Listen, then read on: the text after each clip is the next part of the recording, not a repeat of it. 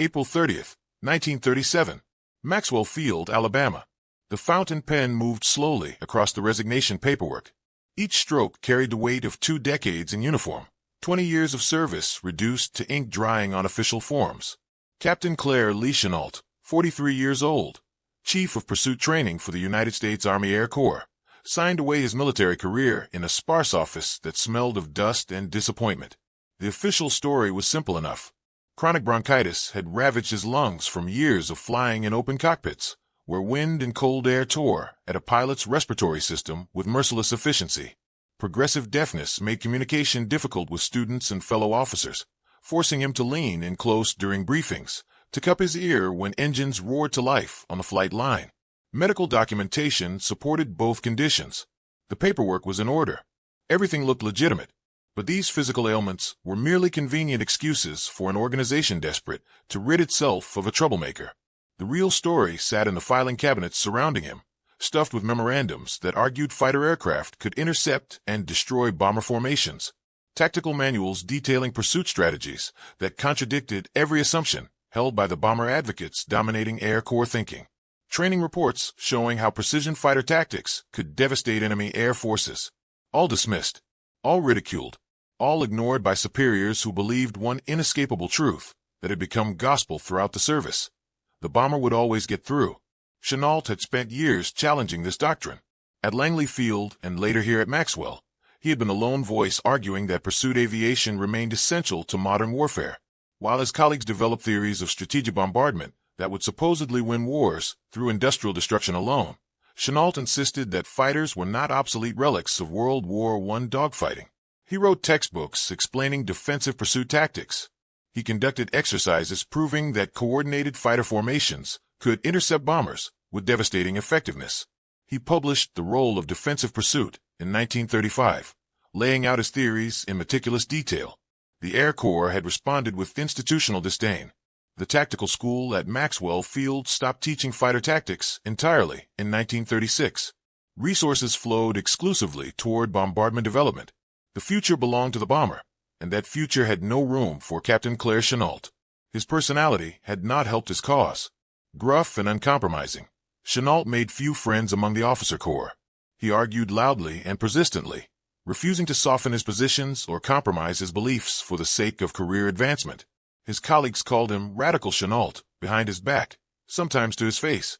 They found his certainty irritating, his refusal to accept consensus infuriating.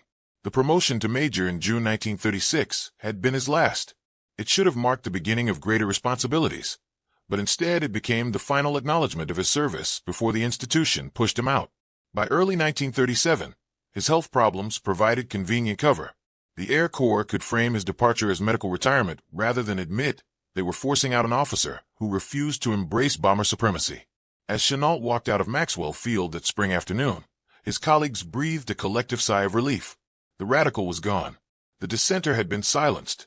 The fighter advocate who refused to accept the new reality had finally been forced into retirement. The tactical school could continue teaching bombardment theory without his persistent challenges. The future of air power could be developed without his inconvenient objections. Chennault drove away from the base he had served, away from the career he had built, away from the institution that had rejected his life's work. At 43, he had no job prospects, limited savings, and a set of theories that the most powerful air force in America had declared obsolete. He had burned bridges with nearly every senior officer who might have helped him find civilian aviation work. His health genuinely was failing, making physical labor impossible even if his pride would have allowed it. What none of his former colleagues could imagine as they celebrated his departure was that within 5 years, this forced retirement would transform into the greatest vindication in military aviation history. The tactics they had called obsolete would prove revolutionary. The theories they had dismissed would save China from Japanese conquest. The fired major would return as a major general, commanding operations that validated everything they had called impossible. But on that April afternoon in Alabama, walking away from Maxwell Field for the last time, Claire Chennault had no way of knowing that his exile would become the foundation of his legend. He knew only that he had been right, and that being right had cost him everything. Hawaii, 1923. Ford Island, Pearl Harbor. The tropical sun beat down mercilessly on the flight line, where Captain Claire Chennault stood watching his pilots practice formation flying. The 19th Pursuit Squadron operated from this small island in the middle of Pearl Harbor, far from the bureaucratic centers of Air Corps power in Washington and the tactical schools on the mainland. This distance proved to be a blessing. While senior officers at Langley Field and Maxwell Field debated theories of strategic bombardment in air-conditioned classrooms, Chennault experimented with fighter tactics in the Pacific heat. He had arrived in Hawaii with a reputation as a skilled acrobatic pilot and a demanding instructor. The Army had assigned him to lead the 19th Pursuit Squadron, one of the few dedicated fighter units the service maintained during the lean years between world wars. Most officers viewed pursuit aviation as a career dead end, a backwater assignment for those without the vision to embrace bombardment. Chennault saw it differently. He saw an opportunity to develop the art of fighter combat, while everyone else chased the fantasy of the unstoppable bomber. The squadron flew an assortment of aging pursuit planes, biplanes that were already approaching obsolescence even in the mid-1920s. But obsolescence was relative. Chennault did not need the newest aircraft to test his theories about coordinated fighter tactics.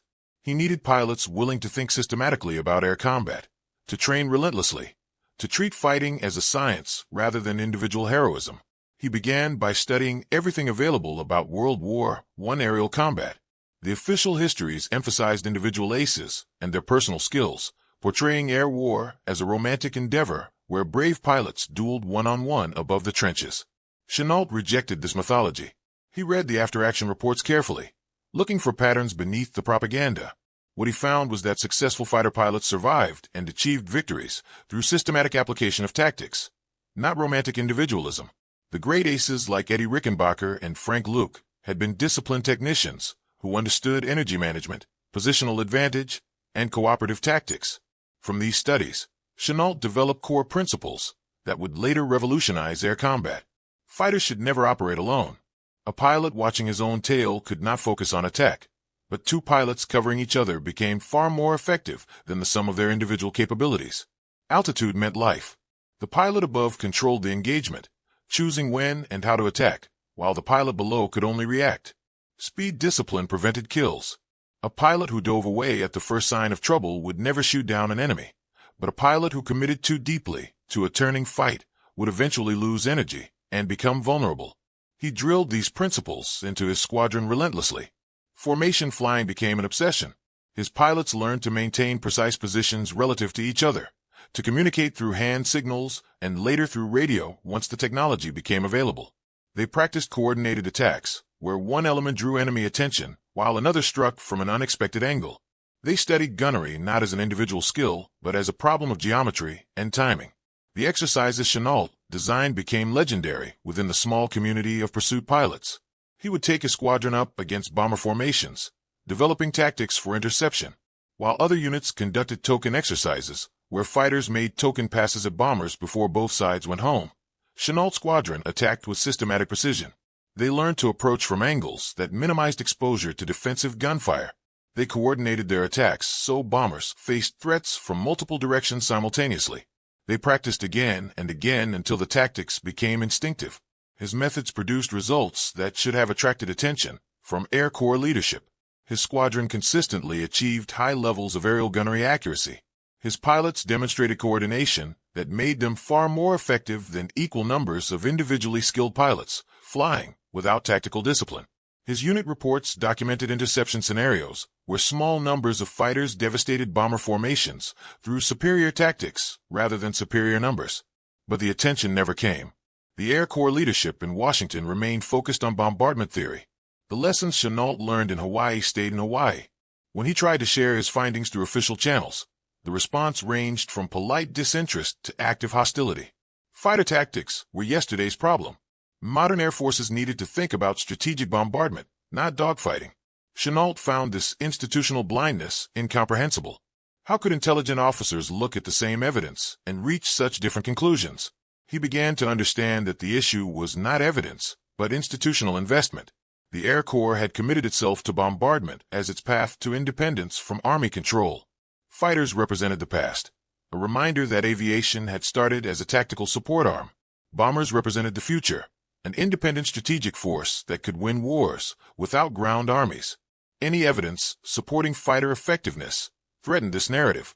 The Hawaii years taught Chennault more than tactics. They taught him that institutions could be wrong, that consensus did not equal truth, that powerful people would suppress inconvenient facts rather than adjust their theories. These lessons shaped his personality in ways that made him insufferable to superiors and beloved to subordinates. He became increasingly direct in his assessments, unwilling to soften criticism for political purposes. He developed a cynicism about institutional decision-making that would serve him well later, but made his Air Corps career progressively more difficult. By the late 1920s, as he rotated back to mainland assignments, Chennault had become an expert in fighter tactics at precisely the moment when the Air Corps had decided fighter tactics no longer mattered. He had proven that coordinated pursuit aviation could defeat bombers when his superiors had concluded bombers were invincible.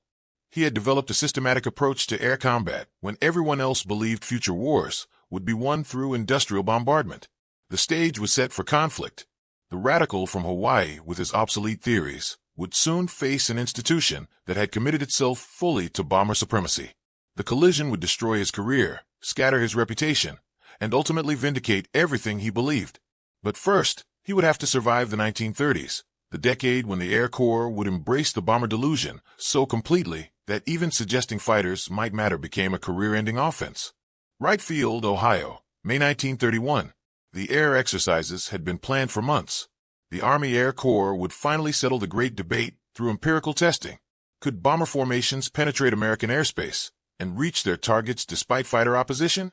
Or could pursuit aviation intercept and destroy the bombers before they completed their missions? The service's most advanced bombers would fly against its best fighter squadrons in realistic combat scenarios. The results would determine future procurement priorities, tactical doctrine, and organizational structure. Except the tests were not designed to answer questions. They were designed to confirm conclusions that leadership had already reached. Claire Chennault understood this the moment he reviewed the exercise parameters. The bombers would fly at their optimal altitude and speed. The fighters would receive minimal advance warning of the bomber routes. The interception geometry favored the bombers at every stage. Most damningly, the exercise rules prohibited fighters from making certain types of attacks that would be obvious and effective in real combat. The bombers were Martin B-10s, representing the cutting edge of American bombardment technology. They could cruise at 215 miles per hour, faster than many pursuit planes could sustain. Their altitude ceiling exceeded 20,000 feet. They carried multiple defensive machine guns. The Air Corps leadership looked at these specifications and saw invincibility. The fighters were Boeing P-26 P-shooters, small radial engine monoplanes that represented the Air Corps' first modern pursuit design. They could reach 234 miles per hour in level flight, giving them only a 19-mile-per-hour speed advantage over the bombers they were supposed to intercept. At altitude, where engines produced less power, the speed differential shrank further. The climb rate was modest, meaning fighters needed significant warning time to reach interception altitude. Chennault had submitted detailed proposals for how pursuit aviation could effectively counter the bomber threat. His recommendations included early warning networks using telephone communications between observer posts, coordinated attacks by multiple fighter elements approaching from different angles, tactics that exploited the brief windows when bombers were most vulnerable during their approach to targets, standing patrols maintained at strategic altitudes. All of these proposals were rejected as unrealistic or too expensive. Instead, the exercises proceeded under rules that ensured bomber success. Fighters received only minimal notice of bomber approach. They could not maintain standing patrols, having to scramble from ground alert. The interception geometry prevented fighters from achieving advantageous positions. The rules of engagement prohibited certain attack profiles that would have been devastatingly effective, but might have resulted in training accidents. The results were predetermined. The bombers completed their missions with minimal interference. Fighter interceptions occurred, but could not prevent bomber formations from reaching their targets. After each exercise, bomber advocates pointed to the results as proof of their theories. Strategic bombardment was unstoppable. Investment in pursuit aviation was wasteful. The future belonged to the bomber. Chennault wrote scathing reports documenting how the exercise design had guaranteed these outcomes. He detailed specific rule provisions that artificially favored bombers. He explained how real-world conditions would differ dramatically from the sanitized testing environment. He proposed alternative exercise structures that would more accurately reflect combat realities. His reports went nowhere. The Air Corps had invested too heavily in bomber theory to entertain contradictory evidence. The following years saw the triumph of bomber orthodoxy become complete. Billy Mitchell's court-martial in 1925 had been controversial, but his core ideas about strategic bombardment gained institutional acceptance. The Air Corps Tactical School at Maxwell Field developed elaborate theories about industrial web analysis and economic warfare through aerial bombardment.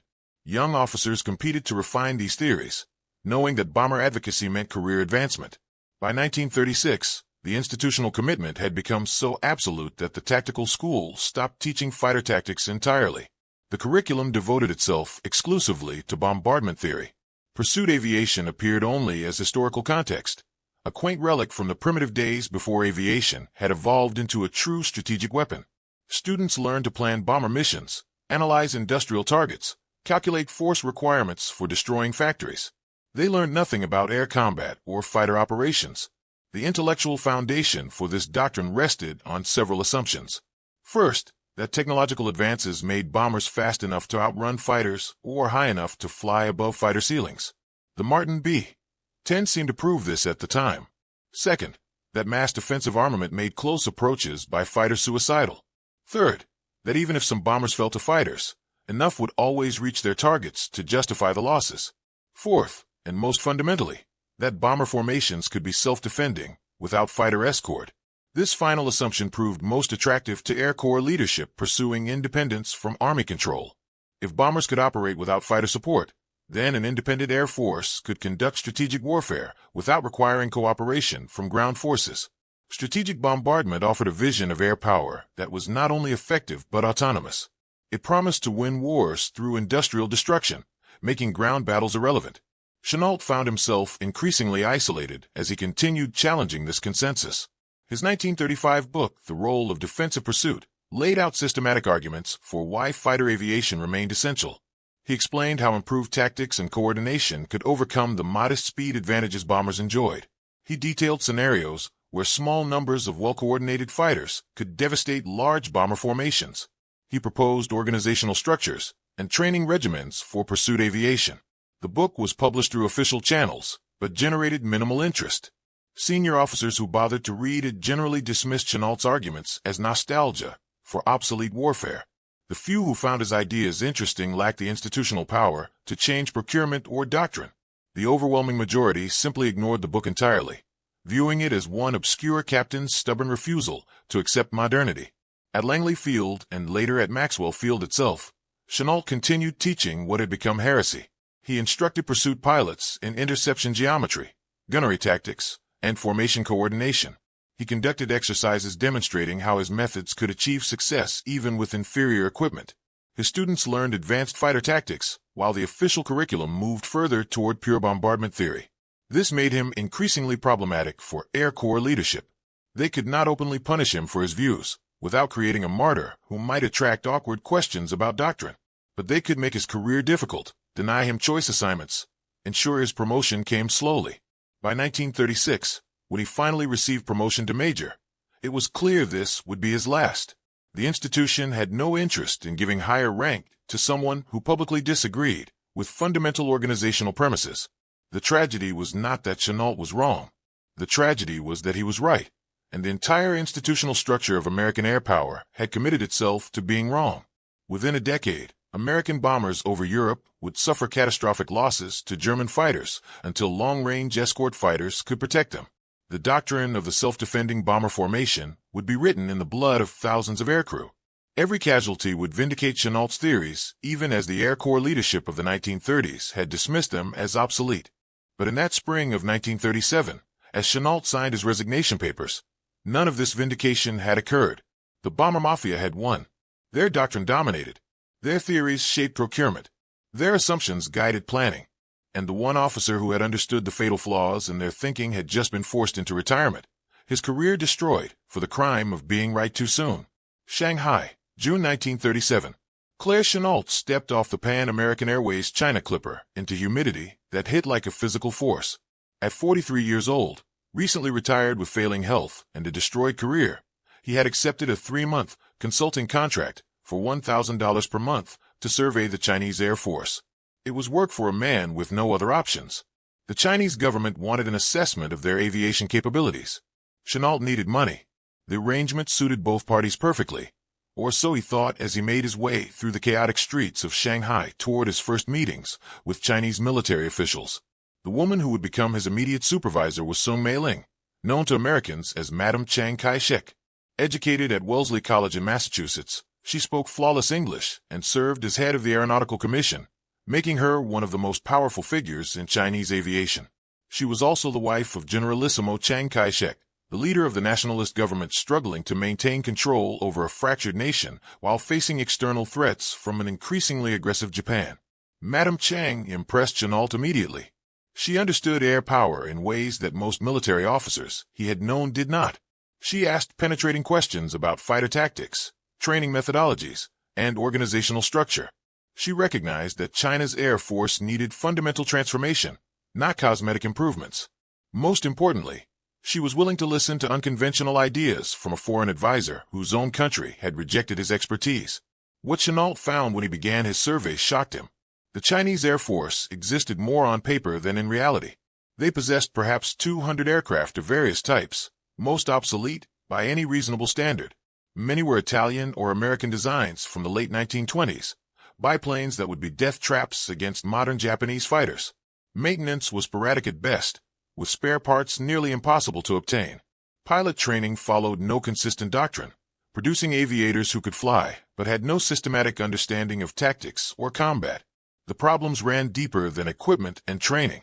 The Chinese Air Force had no coherent command structure, no standardized procedures, no effective communication systems.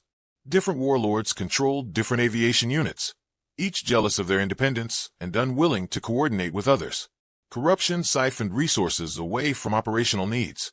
Officers obtained their positions through political connections rather than competence. The entire organization embodied dysfunction.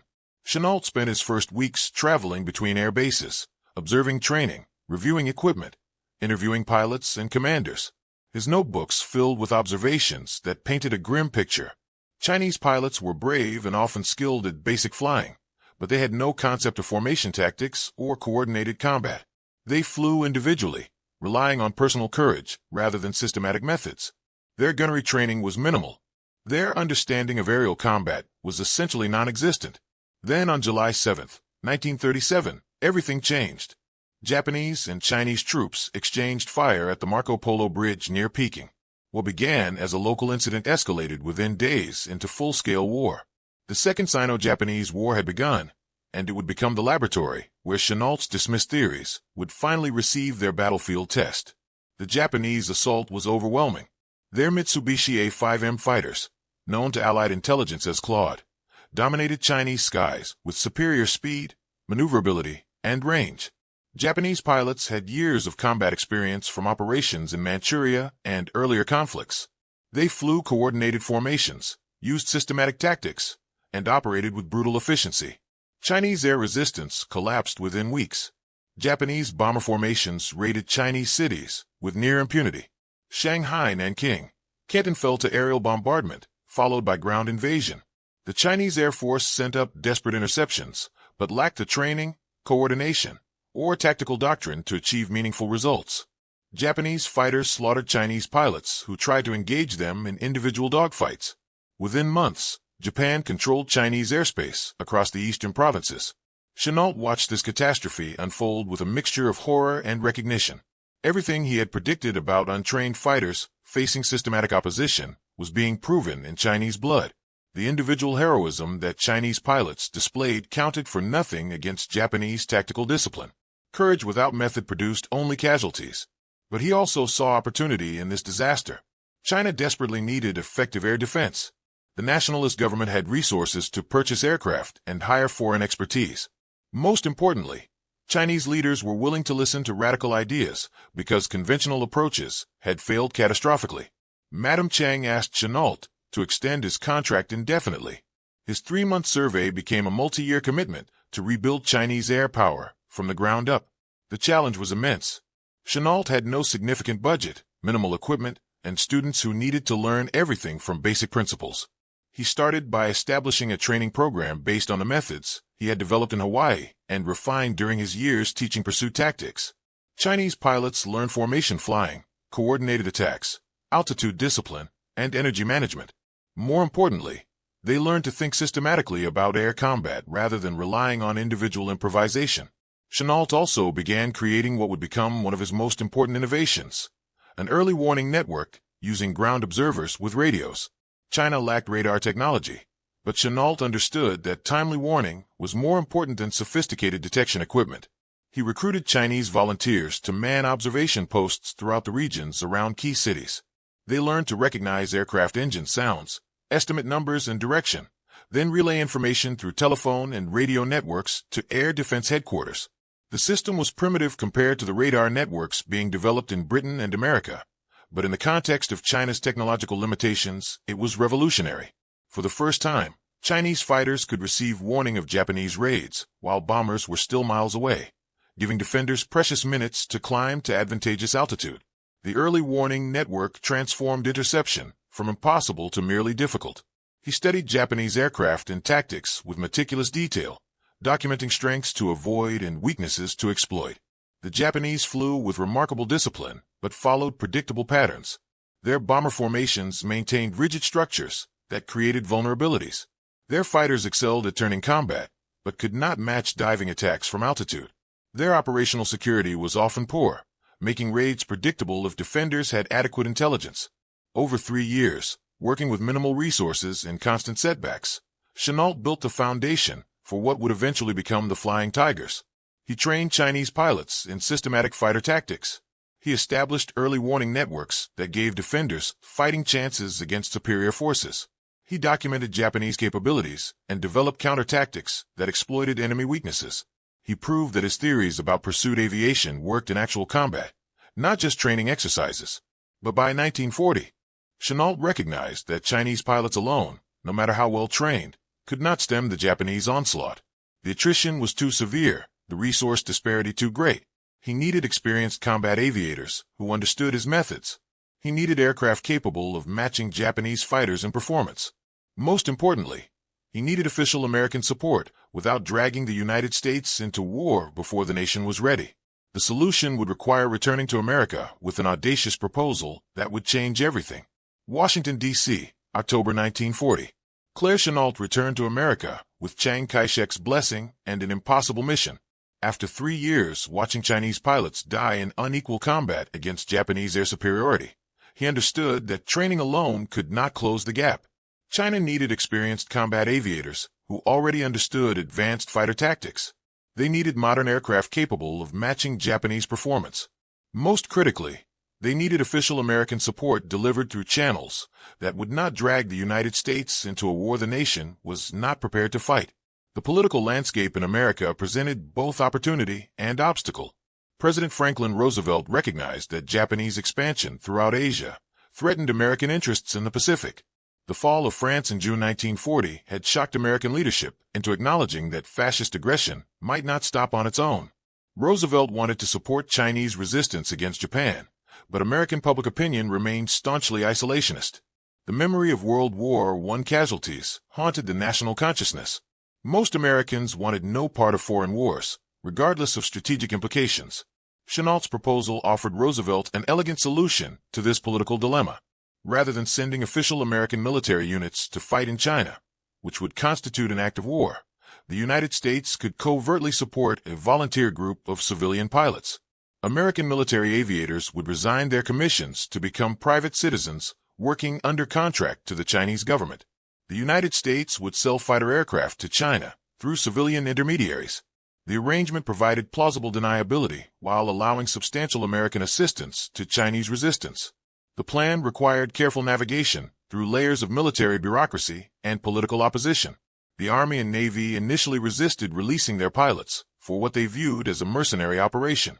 Senior military officers objected to weakening American forces by allowing trained aviators to leave for foreign service. State Department officials worried about diplomatic complications if American pilots were captured or killed while fighting under Chinese colors.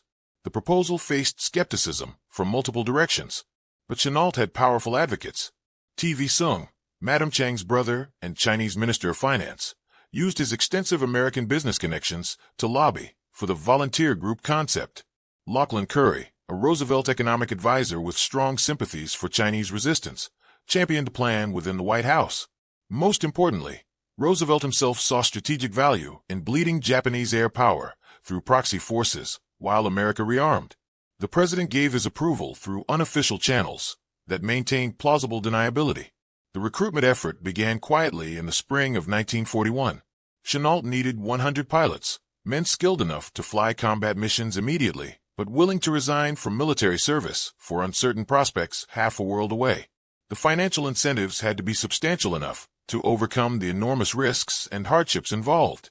The pay structure Chennault proposed was generous by military standards. Wingmen would receive $600 monthly, squadron leaders $750. These salaries roughly tripled what active-duty military pilots earned. But the real attraction was the bonus structure, $500 for every confirmed Japanese aircraft destroyed. For young aviators looking at decades of peacetime military service earning modest salaries, the opportunity to see real combat while making substantial money proved compelling. The recruitment targeted specific personality types. Chennault wanted aggressive pilots, men whose fighting spirits made them poor fits for peacetime military discipline. He sought aviators who chafed under rigid hierarchies, who valued results over protocol, who were willing to take risks that conventional commanders would prohibit. These were not the officers destined for high command in peacetime military organizations. They were mavericks, troublemakers, skilled pilots whose personalities guaranteed they would never make general in the regular service. 100 pilots eventually signed contracts. They came from Navy fighter squadrons, Marine Corps aviation units, and Army Air Corps pursuit groups. Many were skilled but difficult personalities, exactly the type Chennault needed. Some were fleeing failed marriages or financial troubles. Others sought adventure before middle age made such opportunities impossible. A few were idealists who believed in stopping fascist aggression. Most combined multiple motivations, drawn to China by complex mixtures of money, adventure, ideology, and escape. The aircraft arrived before the pilots. 100 Curtiss P-40 Warhawk fighters, purchased by the Chinese government from American production lines, using funds arranged through complex financial mechanisms designed to maintain official American neutrality. These particular aircraft had originally been ordered by the Royal Air Force, but were diverted to China through diplomatic maneuvering. By American standards in 1941, the P-40 was already becoming obsolete. Procurement officers focused on newer designs like the P-38 Lightning and P-47 Thunderbolt, which promised superior performance. The P-40 lacked the maneuverability of Japanese fighters, particularly the legendary Mitsubishi A6M0. Its Allison V-1710 engine produced only 1,040 horsepower in the early B-model variants that China received, significantly less than more advanced designs entering service. At high altitudes above 15,000 feet, where thin air reduced engine performance, the P-40's capabilities degraded substantially. Japanese fighters could outclimb and outturn it at almost any altitude. But Chennault understood something that American procurement officers had missed. The P-40 possessed specific advantages that could prove decisive under proper tactical employment.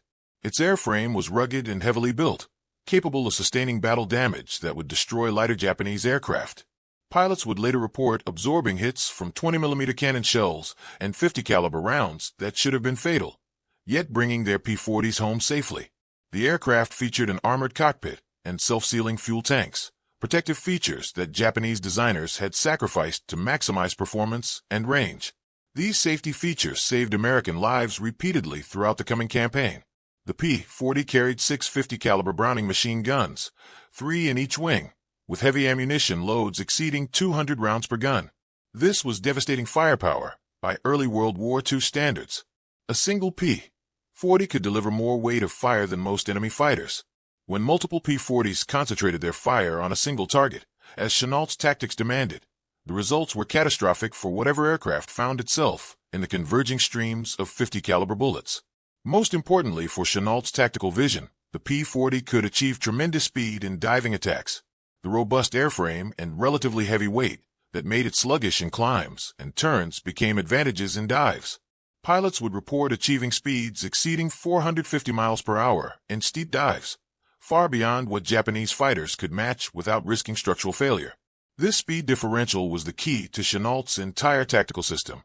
His fighters would attack from above, dive through enemy formations at speeds the enemy could not match, then extend away before opponents could respond. The P-40 was purpose-built for this style of warfare, even if its designers had not recognized it. As contracts were signed and aircraft created for shipment, Chennault began preparing training facilities in Burma. The British colony offered secure bases beyond Japanese reach, where pilots could train intensively before entering combat. The arrangement required British cooperation, delicate diplomatic negotiations, and careful security to prevent Japanese intelligence from learning about the volunteer group before it became operational. Everything had to be accomplished through unofficial channels that maintained American deniability. The audacious plan was taking shape. Within months, 100 American fighter pilots would be training in Burma under the leadership of a retired major whom the Air Corps had forced into retirement for advocating the very tactics he was about to prove in combat. They would fly aircraft considered obsolete by American standards, but perfectly suited to Chennault's methods. They would face the most experienced combat pilots in Asia, men who had dominated Chinese skies for 4 years. Against all reasonable odds, they would succeed beyond anyone's expectations, proving that the fired troublemaker had been right about everything. Toungoo Airfield, Burma, summer 1941. The pilots arrived in small groups throughout the summer, traveling circuitous routes on civilian transport ships, carrying forged paperwork that identified them as teachers, missionaries, and businessmen. The journey itself tested their commitment. Men accustomed to military discipline and organized transport found themselves traveling as civilians through the Panama Canal, across the Pacific to Southeast Asia, often taking months to reach their destination. Some questioned their decision during those long weeks at sea. Others embraced the adventure, treating the voyage as the beginning of something unprecedented. They arrived at Toungoo Airfield in central Burma to conditions far removed from comfortable American air bases. The airfield sat in jungle territory, where oppressive heat and humidity made every movement exhausting. The temperature regularly exceeded 100 degrees Fahrenheit, with moisture content that prevented sweat from evaporating. Breathing itself became work. The British had leased the facility to China for training purposes, but the accommodations were primitive even by wartime standards. Living quarters consisted of bamboo and grass huts called bashes, structures that provided minimal shelter from monsoon rains and none from the heat. Each hut housed multiple pilots, sleeping on simple cots under mosquito netting that proved inadequate against the aggressive insects. The dining facilities served food that ranged from marginal to inedible, with dysentery becoming so common that pilots joked about it being part of the training regimen. Medical facilities were primitive, essentially a single doctor with limited supplies, treating everything from malaria to heat exhaustion. Many pilots fell ill within weeks of arrival. Malaria struck repeatedly despite quinine prophylaxis. Dysentery weakened men who needed to maintain peak physical condition for combat flying. Heat exhaustion sent pilots to the primitive infirmary regularly. The combination of tropical disease, inadequate medical care, and brutal climate created an environment that would have justified sending men home on medical grounds. But Chennault pushed forward, knowing that comfort was a luxury China could not afford. The P-40 Warhawks began arriving crated aboard ships, requiring assembly before they could fly. Ground crews worked in stifling heat to uncrate, assemble, and test each aircraft. The shark's teeth nose art that would become iconic was already appearing on some aircraft, inspired by British P-40s serving in North Africa. The distinctive design, featuring fierce eyes and rows of sharp white teeth painted on the engine cowling, gave the fighters an aggressive appearance that matched their intended purpose. Chennault organized the pilots into 3 squadrons once sufficient numbers had assembled. The 1st Pursuit Squadron, nicknamed Adam and Eve's, would be commanded by Squadron Leader Robert Neal. The 2nd Pursuit Squadron, the Panda Bears, came under Squadron Leader Jack Newkirk. The 3rd Pursuit Squadron, Hell's Angels, answered to Squadron Leader Arvid Olsen. Each squadron developed its own identity and traditions, but all would fly under Chennault's unified tactical doctrine. The training program Chennault implemented was unlike anything the pilots had experienced in military flight schools. He drilled one set of tactics relentlessly, allowing no deviation or individual interpretation. Never engaged Japanese fighters in turning combat. The Zero and Oscar possessed superior maneuverability that made dogfighting suicide. Any pilot who tried to outturn a Japanese fighter would die, and Chennault had no patience for heroic gestures that wasted pilots and aircraft. Always maintain altitude advantage before attacking. Chennault emphasized repeatedly that fights were won before the first shot was fired through proper positioning. The pilot above controlled the engagement, choosing when and how to attack. The pilot below could only react, defend, and die. His pilots would climb to advantageous altitude, using the early warning network he had established, then attack from positions of dominance. Fight in pairs with mutual support. The wingman system Chennault developed would become standard throughout American fighter aviation, but in 1941 it represented revolutionary thinking. Two pilots covering each other became far more effective than two individuals fighting separately. The leader focused on attack, while the wingman protected against threats. They switched roles fluidly, creating a defensive system that was nearly impossible for enemy pilots to penetrate. Used diving attacks to exploit the P-40's superior speed and firepower. The Warhawk could achieve speeds exceeding 450 miles per hour in steep dives, far beyond what Japanese fighters could match without risking structural failure. Chennault's pilots would dive through enemy formations at these tremendous speeds, make slashing gun runs, then use their momentum to climb back to altitude outside the enemy's engagement range. Make one pass, disengage, climb, reset, attack again from a different vector. The tactics contradicted everything most pilots had learned in military flight training. Conventional pursuit doctrine emphasized dogfighting, individual aerial combat that showcased pilot skill and aircraft maneuverability. Many of Chennault's pilots had been raised on romanticized notions of aerial chivalry, World War I stories of knights jousting in the sky. They wanted to engage in turning battles to prove their superiority in direct competition. Chennault would have none of it. He gathered his pilots repeatedly and delivered variations of the same speech. This is not sport. This is killing. You are not here to prove you're better pilots than the Japanese. You are here to destroy Japanese aircraft and kill Japanese pilots as efficiently as possible.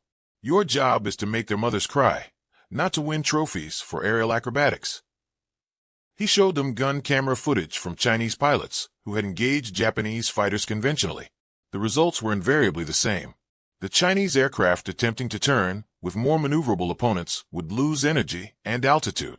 Within seconds, a Japanese fighter would maneuver onto their tail. Within seconds more, the Chinese pilot was dead. Chennault forced his pilots to watch these films repeatedly until the lesson became visceral. Fight the way I teach you, or die the way they did. But Chennault was not merely training pilots to survive. He was preparing them to kill Japanese airmen and destroy Japanese aircraft as efficiently as possible within the constraints of inferior numbers and limited resources. His tactics maximized the P-40's strengths while completely negating Japanese advantages. The Zero's legendary maneuverability meant nothing if it never got close enough to use it. Japanese pilots' superior experience meant nothing if they never saw the attack coming. The training was relentless. Pilots flew multiple practice missions daily, drilling formation tactics until they could maintain precise positions automatically. They practiced gunnery against towed targets until their deflection shooting became instinctive. They rehearsed interception scenarios where they climbed to altitude under radio direction, positioned themselves advantageously, then executed coordinated diving attacks against simulated bomber formations. Chennault also established an early warning network across hundreds of miles of territory using Chinese volunteers equipped with radios and telephones. Observers in caves and hilltops would listen for approaching aircraft, estimate their numbers and direction, then relay information to headquarters. The system gave his fighters precious minutes of warning, time to climb to advantageous altitude before Japanese formations arrived. It was primitive compared to radar, but in China's technological context, it was revolutionary, and it worked. By December 1941, the American Volunteer Group had approximately 82 trained pilots and 62 combat-ready P-40 fighters based between Kunming in southern China and Rangoon in Burma. They were not yet called the Flying Tigers. That name would come later, coined by journalists seeking dramatic headlines. The pilots simply called themselves the AVG. They were ready for combat, trained in tactics that would prove revolutionary, armed with aircraft perfectly suited to Chennault's methods, and led by a commander who had spent 15 years developing theories that the entire American military establishment had rejected. Soon they would prove that the fired troublemaker had been right about everything. Kunming, China, December 20th, 1941. The telephone rang in the operations room at Kunming Airfield at 9:42 in the morning. A Chinese observer in a cave 30 miles south reported hearing aircraft engines.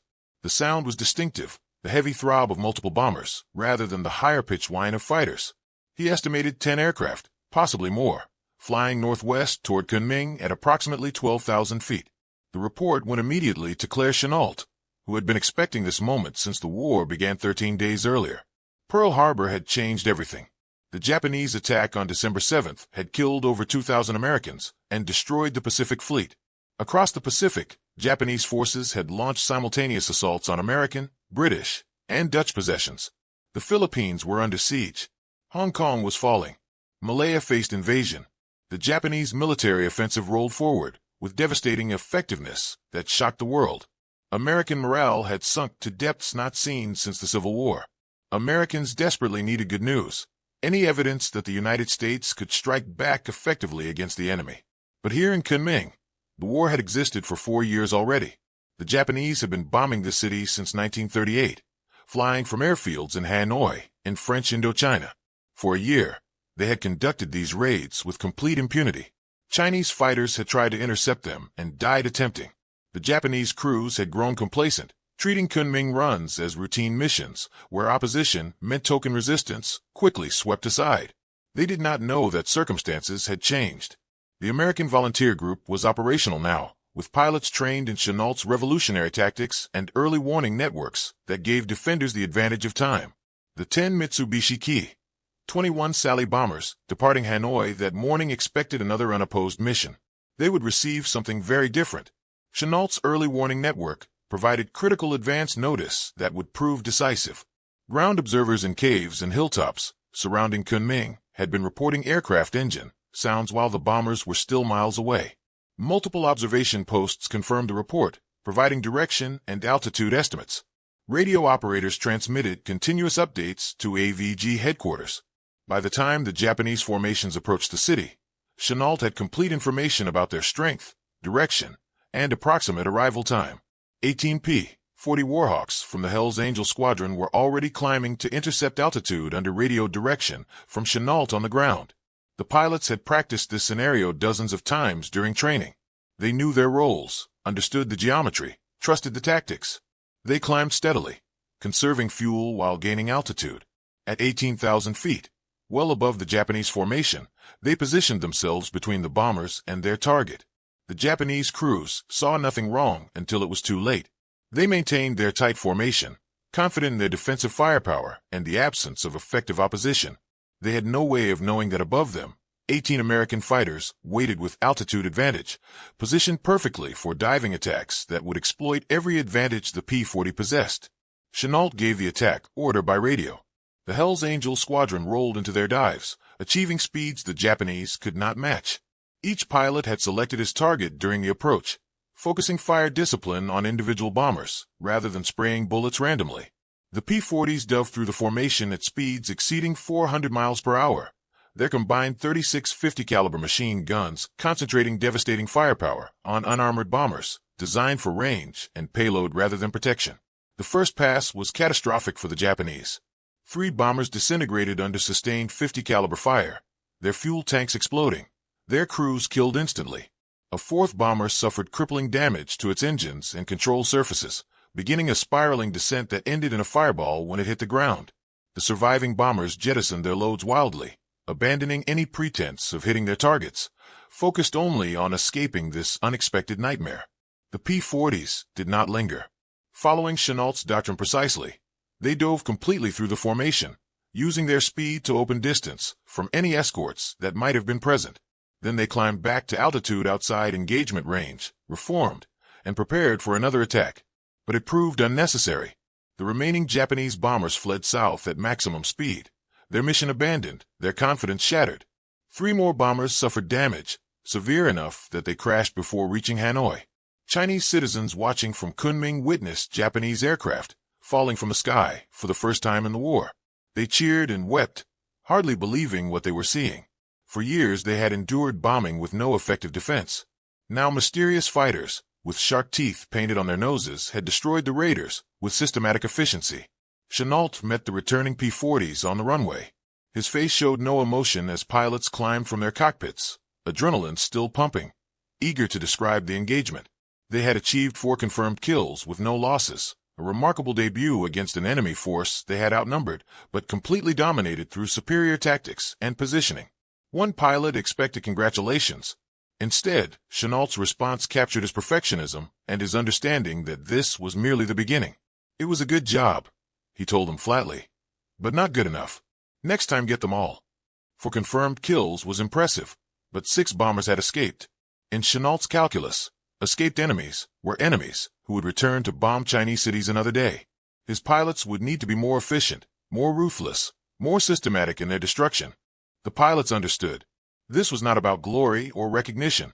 This was about killing enemies and protecting China. They had proven Chennault's tactics worked in combat. They had demonstrated that well-trained American pilots, using systematic methods, could defeat Japanese air forces that had dominated Asian skies for years. Most importantly, they had given America its first good news of the war, proof that Americans could fight effectively against an enemy that had seemed invincible just days earlier. Rangoon, Burma, December 23, 1941. The morning dawned hot and clear over Rangoon, the kind of perfect flying weather that favored attackers. Japanese intelligence had received reports about the mysterious fighters that had savaged their Kunming raid 3 days earlier. The Japanese Army Air Force responded as it always did to challenges, with overwhelming force.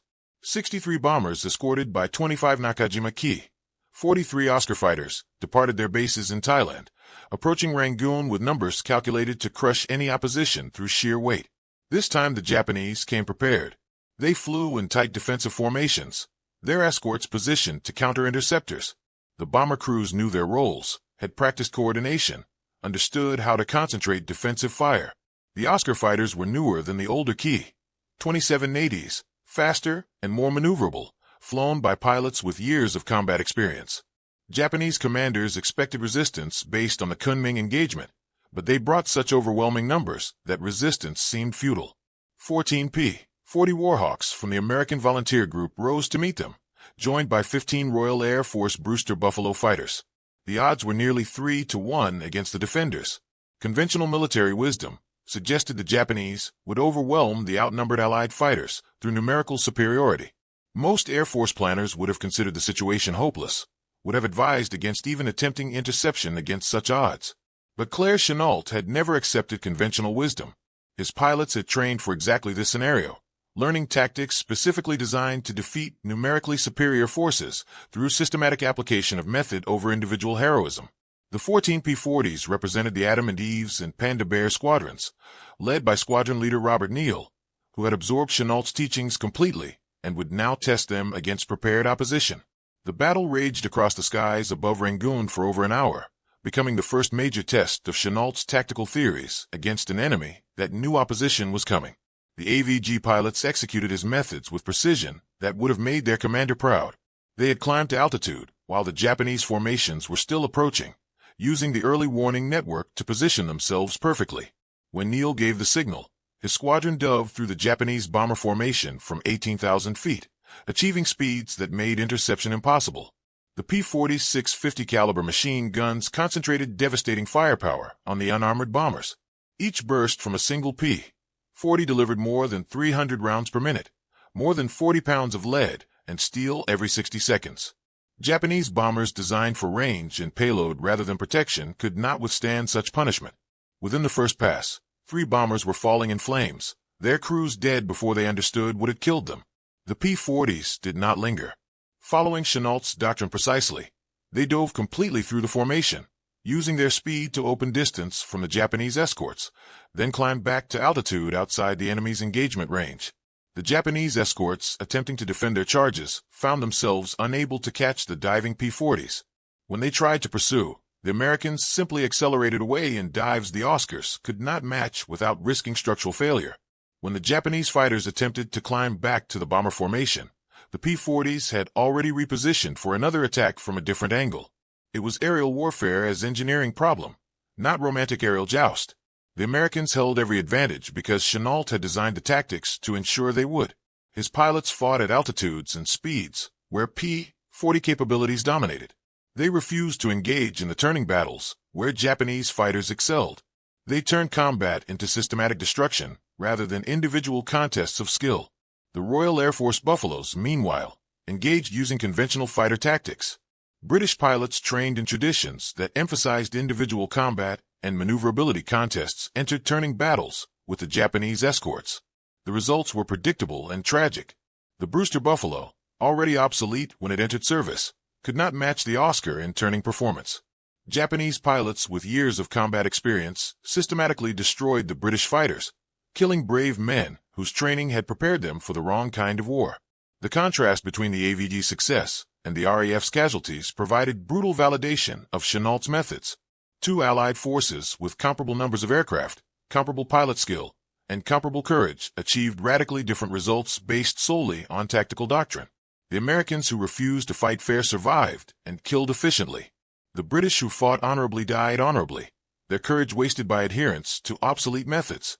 By the time the Japanese formations withdrew, they had lost over 30 aircraft to all causes.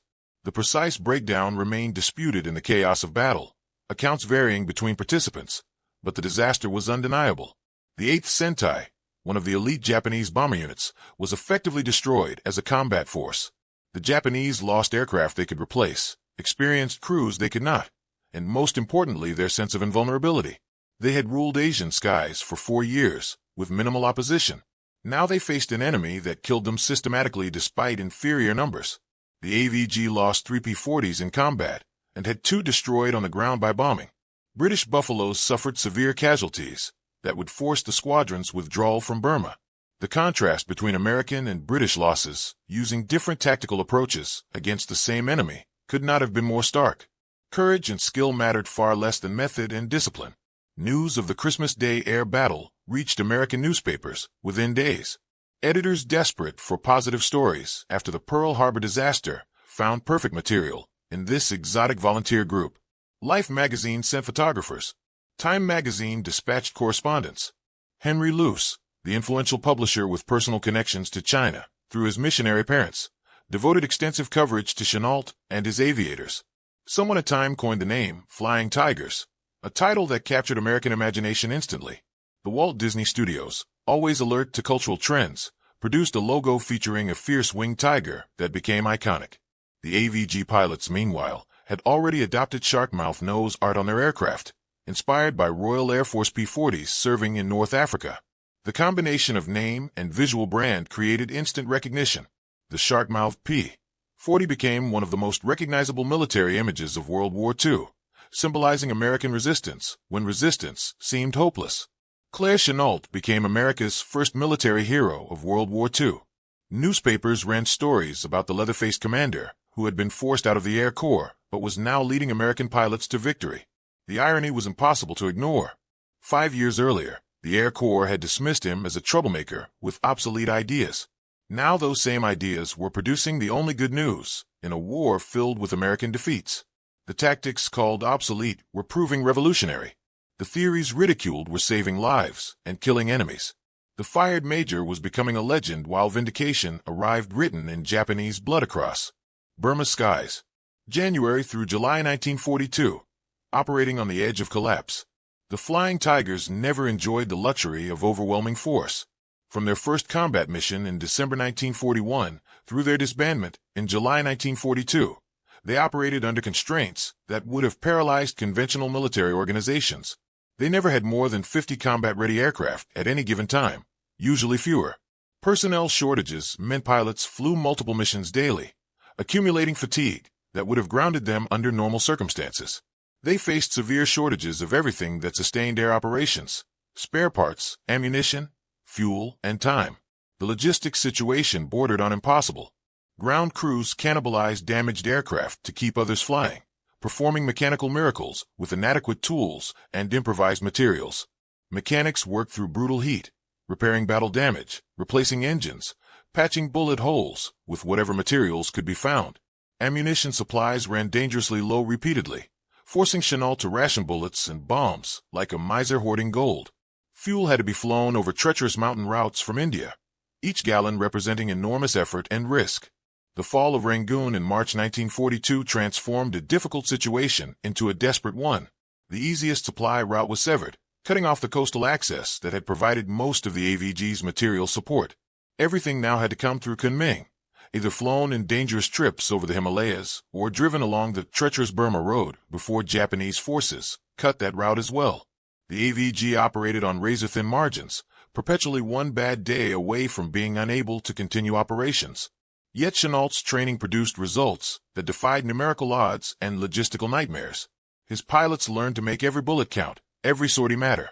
They operated with precision born of necessity, knowing that wasted ammunition or damaged aircraft could mean the difference between survival and catastrophe. The early warning system gave them the ability to choose their battles, engaging when conditions favored them and declining combat when they did not. This selective engagement was not cowardice. Chennault insisted to critics who questioned why his fighters did not intercept every Japanese raid. It was intelligent use of limited resources, the only way an outnumbered force could sustain operations over months rather than weeks. The tactical success manifested in specific engagements throughout the spring of 1942. In January, over Rangoon, 6 P-40s intercepted a formation of bombers and fighters and shot down 4 without loss, demonstrating that the Christmas Day victory had been no fluke. The Japanese learned to approach AVG-defended targets with extreme caution, their previous confidence replaced by wariness born of repeated defeats.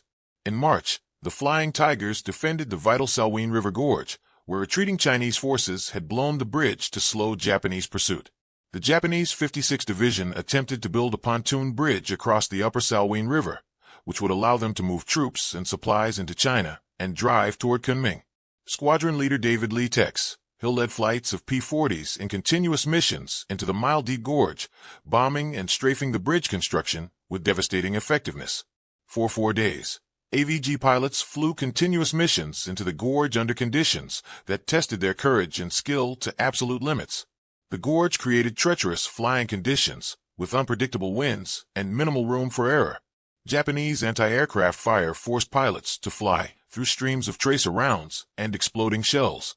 Yet they persisted, destroying the pontoon bridge repeatedly, killing Japanese engineers attempting repairs, effectively neutralizing enemy forces attempting to cross.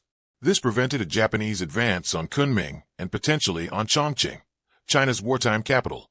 The Japanese never advanced farther west than the Salween's banks, stopped by a handful of American pilots flying obsolete fighters with systematic precision.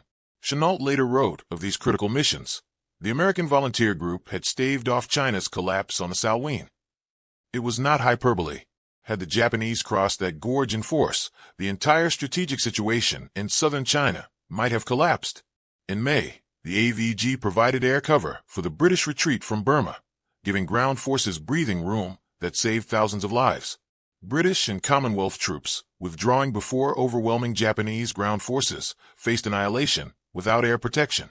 AVG pilots flew ground attack missions that slowed Japanese pursuit, bombed supply columns, destroyed bridges, and killed enemy soldiers with systematic efficiency that bought time measured in hours and days. Those hours and days meant survival for retreating Allied forces. Individual pilots achieved extraordinary records during these 7 months of continuous combat. Robert Neal, commander of the 1st Pursuit Squadron, shot down 16 Japanese aircraft and became the AVG's leading ace. His leadership in combat matched his tactical skill. Pilots who flew with him described a commander who remained calm under fire, made quick decisions based on Chennault's principles, and brought his pilots home alive. Neal's success vindicated Chennault's selection of squadron leaders based on judgment and tactical ability rather than seniority alone. David Lee Tex Hill destroyed over a dozen enemy planes and continued serving after the AVG disbanded, joining the regular Army Air Forces and providing continuity to the 23rd Fighter Group that replaced the volunteer unit. Charles Older, Robert Prescott, and George Burgard each compiled double-digit victory scores, joining an elite group of American aces who achieved their status in the war's opening months when Japanese forces seemed unstoppable everywhere else. Even average pilots achieved extraordinary results using Chennault's methods. Men who might have been competent but unremarkable fighter pilots using conventional tactics became deadly effective when employing the hit-and-run approach Chennault demanded. The tactics leveled the playing field, allowing pilots of moderate skill to survive and succeed against more experienced opponents. This democratization of fighter combat effectiveness became one of Chennault's most important contributions to aerial warfare. Good tactics properly applied could make average pilots dangerous and great pilots unstoppable. The Japanese learned to fear encounters with the shark-mouthed P-40s. After the initial Kunming raid, where AVG fighters first drew blood, Japanese bombers never again attempted to attack that city while the Flying Tigers defended it. Japanese pilots developed a healthy respect for American tactics that bordered on dread. They had dominated Asian skies for years through superior training, experience, and equipment. Now they faced an enemy that negated all their advantages through systematic application of method over individual skill. By July 4, 1942, when the AVG officially disbanded, the unit had been credited with 296 Japanese aircraft destroyed. Modern historical research suggests this figure, like most wartime aerial victory claims from all air forces, included overclaiming common in the era of high-speed combat without reliable confirmation methods. Even accounting for this, the Flying Tiger's actual accomplishment remained extraordinary. The unit lost 14 pilots killed in action and another 9 in accidents.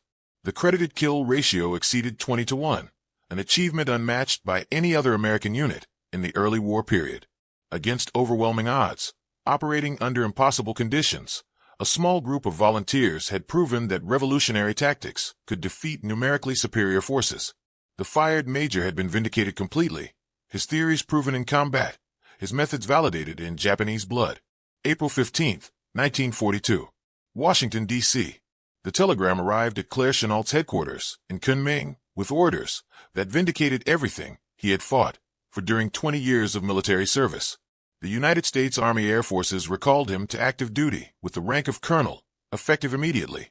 5 years after forced retirement, 3 months after his volunteers began proving his theories in combat, the institution that had rejected him now needed him desperately. The fired troublemaker was being summoned back to save an air force that had ignored his warnings. 8 days later, on April 23, another telegram arrived promoting Chennault from colonel to brigadier general. The rapid advancement was unprecedented in peacetime military history. An officer who had been forced into retirement as a major now wore a general star, jumping 3 ranks in barely 2 weeks. The promotions acknowledged something the Air Force's brass had finally recognized after watching Japanese forces devastate American air power across the Pacific. Chennault had been right about everything, but the recognition came with complications. The American volunteer group existed in legal limbo, civilian contractors fighting under Chinese colors while technically remaining American citizens. Pearl Harbor had transformed them from mercenaries, with plausible deniability, into an embarrassment to military planners who wanted clean organizational charts and proper chains of command. General Joseph Stilwell, commanding American forces in the China-Burma-India theater, wanted the AVG dissolved and absorbed into regular Army Air Forces units under his control.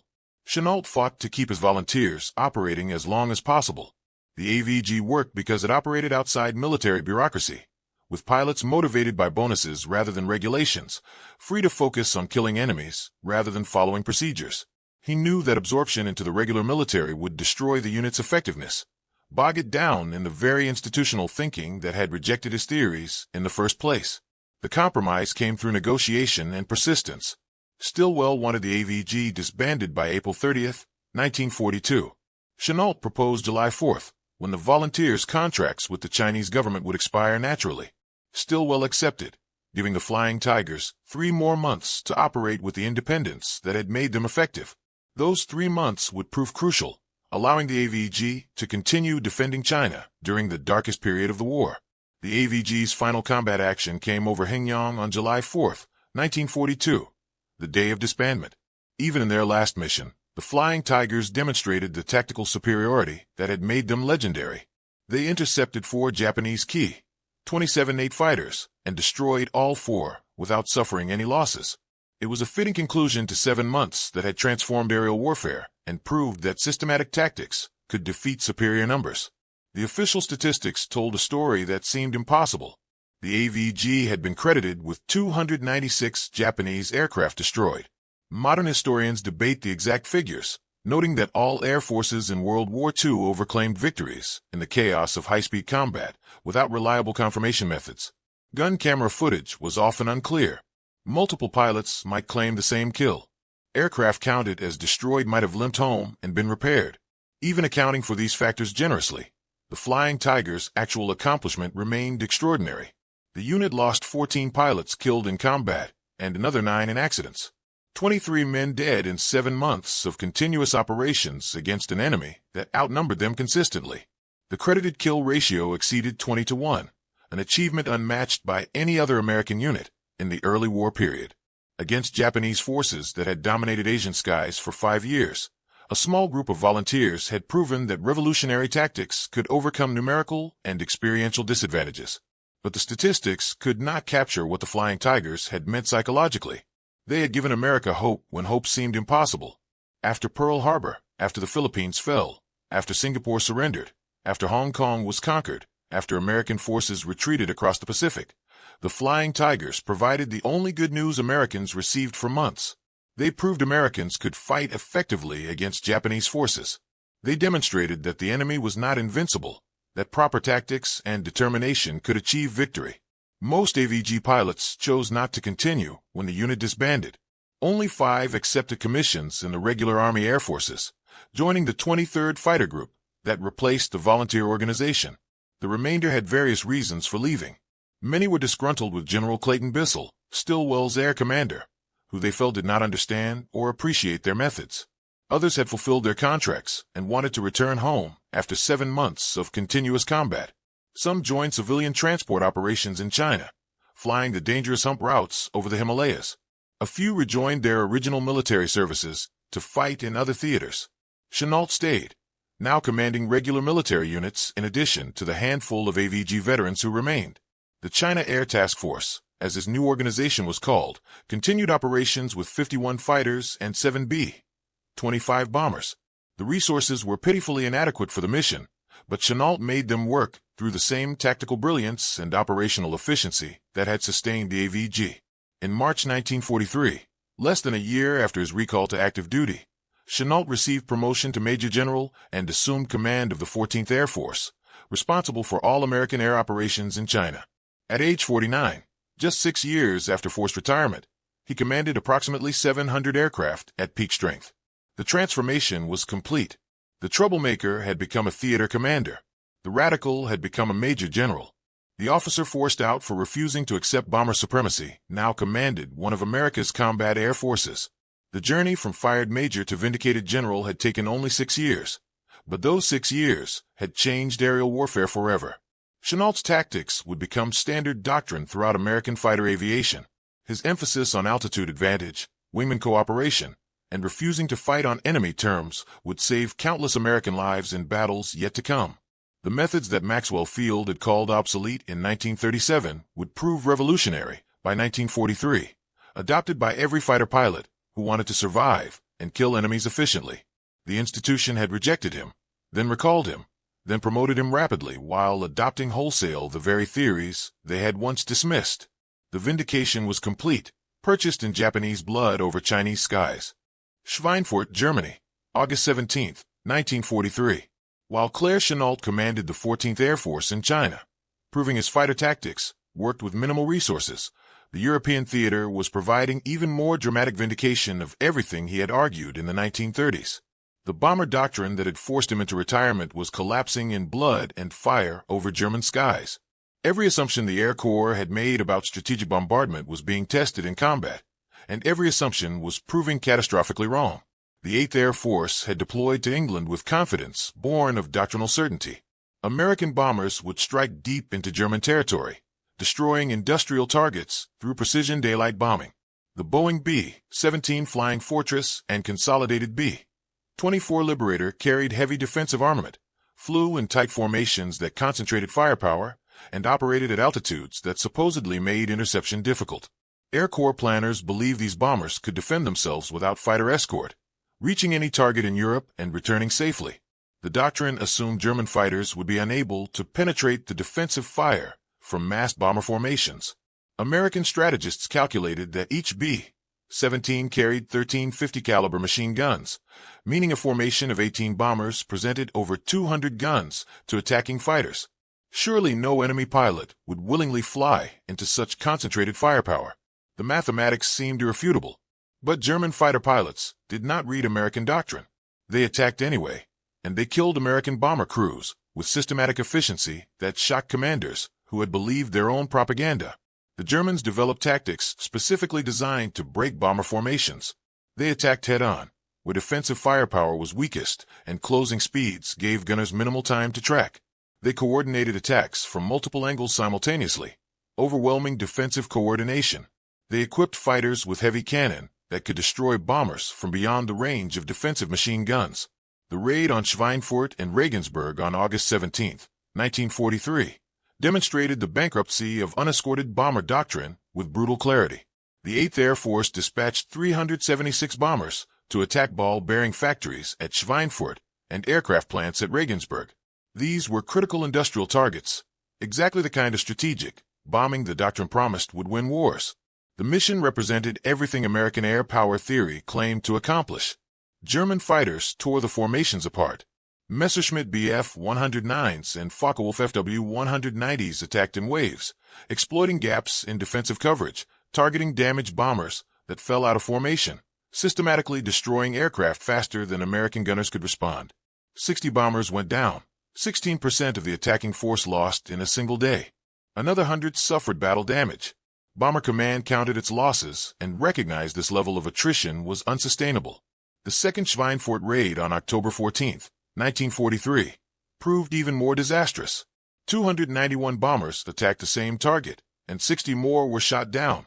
The mission earned the nickname Black Thursday among bomber crews who watched their comrades die in numbers that guaranteed everyone would eventually be killed or captured if the missions continued. Crews flying unescorted bombers deep into Germany faced statistical certainty of death or imprisonment before completing their 25 mission tours. The mathematics were as simple as they were terrifying. The bomber offensive threatened to collapse entirely. American strategic bombing theory, the doctrine that had dominated Air Corps thinking for a decade, the assumptions that had cost Claire Chennault his career, lay in ruins across German skies. Every argument Chennault had made about bomber vulnerability had been proven correct. Every tactical concept he had developed about fighter necessity had been validated in the blood of thousands of American aircrew. The solution came from a weapon system the Air Corps had nearly eliminated from its inventory. Fighters. Specifically, long-range escort fighters capable of accompanying bombers all the way to targets deep in Germany and back.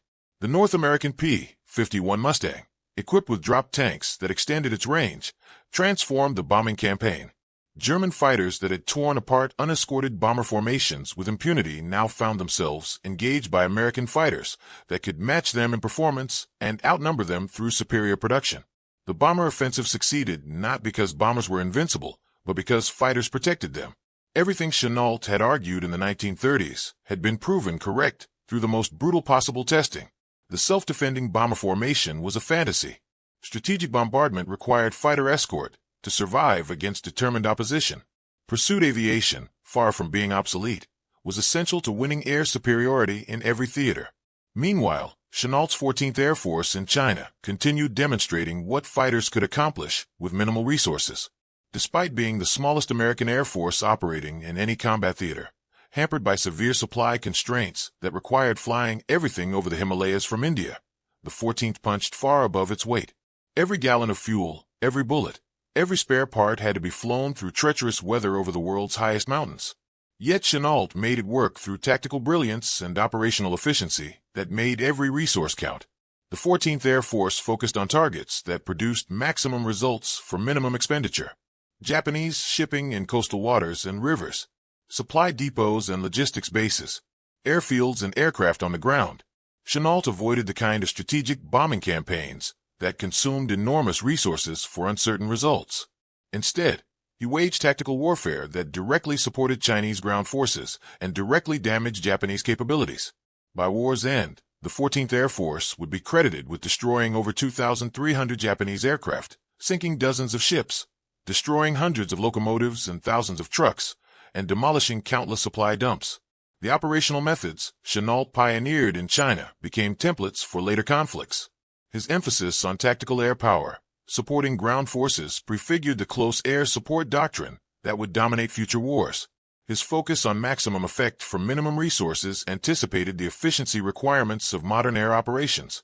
His insistence on flexible adaptive tactics, rather than rigid doctrine, influenced air warfare thinking for decades. The Fiat Major who had been called obsolete was writing the future of air power. The officer forced out for refusing to accept bomber supremacy had been vindicated completely. Every prediction he had made, every tactical concept he had developed, every argument he had advanced during those frustrating years at Maxwell Field had been proven correct through combat. The institution that rejected him had been forced to adopt his methods wholesale after discovering their own doctrine produced only casualties. Chennault had been right about everything, and the war had proven it in the most definitive way possible. August 15, 1945. Kunming, China. The war ended with Japanese surrender announced across shortwave radios throughout China. After 8 years of brutal conflict that had killed millions of Chinese civilians and soldiers, the nightmare was finally over. Claire Chennault stood in his headquarters at Kunming, now 51 years old, listening to the announcement. He had commanded the 14th Air Force through the final years of the war, operating under constraints that would have paralyzed conventional commanders, but which he had transformed into opportunities for tactical innovation. The 14th Air Force's final accounting told a story of maximum effect for minimum resources, operating with never more than 700 aircraft at peak strength, often far fewer. Chennault's force had destroyed over 2,300 Japanese aircraft by official count. They had sunk dozens of Japanese ships in coastal waters and rivers, demolished hundreds of locomotives and thousands of trucks, destroyed countless supply dumps and logistics facilities. They had done this while receiving supplies entirely through air transport over the Himalayas, the dangerous hump route that had claimed hundreds of aircraft and crews, but remained China's only lifeline to the outside world. But victory came with bitter complications. Throughout the war, Chennault had feuded constantly with General Joseph Stilwell, the American ground commander in China. Their disagreements over strategy and resource allocation grew so intense that Chennault repeatedly bypassed the chain of command, dealing directly with Chiang Kai-shek and President Roosevelt. Stilwell wanted resources devoted to training and equipping Chinese ground forces for a campaign to reopen land supply routes through northern Burma. Chennault insisted that air power properly supplied could accomplish far more, with far less expenditure of resources and lives. The debate became intensely personal. Stillwell considered Chennault an insubordinate prima donna who refused to follow proper military protocol. Chennault viewed Stilwell as a hidebound conventional thinker who failed to understand air power's capabilities. President Roosevelt eventually recalled Stilwell in October 1944, partially vindicating Chennault's position, but the damage to Chennault's relationships with senior Air Force leadership was permanent and irreparable. General Henry Hap Arnold, who commanded the Army Air Forces, had little patience for theater commanders who circumvented proper channels regardless of their tactical brilliance. Arnold believed in organizational discipline and institutional authority. Chennault believed in results achieved through whatever means proved necessary. The conflict between these philosophies guaranteed that Chennault would never receive the highest positions in the post-war Air Force, despite his combat record and tactical innovations. When the war ended in August 1945, Chennault retired for the second time. On October 8, 1945, he left military service, having achieved extraordinary combat success while burning bridges with most of the institutional Air Force leadership. He had been proven right on tactics and strategy, but his methods of achieving recognition had cost him the institutional support that might have led to higher command positions in the peacetime military. Retirement did not mean inactivity. In 1946, Chennault returned to China and established Civil Air Transport, an airline that would play significant roles in the Chinese Civil War and later in covert operations throughout Asia. CAT flew supplies to nationalist forces fighting the communist insurgency, conducted relief operations, and undertook missions that ranged from legitimate commerce to intelligence operations. When Mao Zedong's forces prevailed in 1949, CAT relocated to Taiwan and continued operations supporting the nationalist government in exile. The CIA eventually acquired CAT's assets, transforming it into Air America, the covert airline that would become infamous during Vietnam War operations in Laos and Cambodia. Chennault died before seeing this transformation, but he had laid the groundwork for combining civilian aviation operations with military and intelligence objectives, another innovation that would influence future conflicts. His health, never robust after years of tropical diseases and wartime stress, deteriorated through the 1950s. The chronic lung problems that had been used as excuses for his 1937 forced retirement became genuinely debilitating. Smoking had exacerbated the damage, and by the late 1950s, he was dying of lung cancer. On July 18, 1958, 9 days before his death, the Air Force promoted him to lieutenant general on the retired list, a final recognition of his contributions to American military aviation. It was a generous gesture from an institution that had treated him poorly during his active career. Chennault died on July 27, 1958, in New Orleans at age 64. He received burial with full military honors at Arlington National Cemetery. The troublemaker, who had been forced out, now honored as a hero whose tactics had saved countless American lives. His influence on aerial warfare extended far beyond his personal achievements.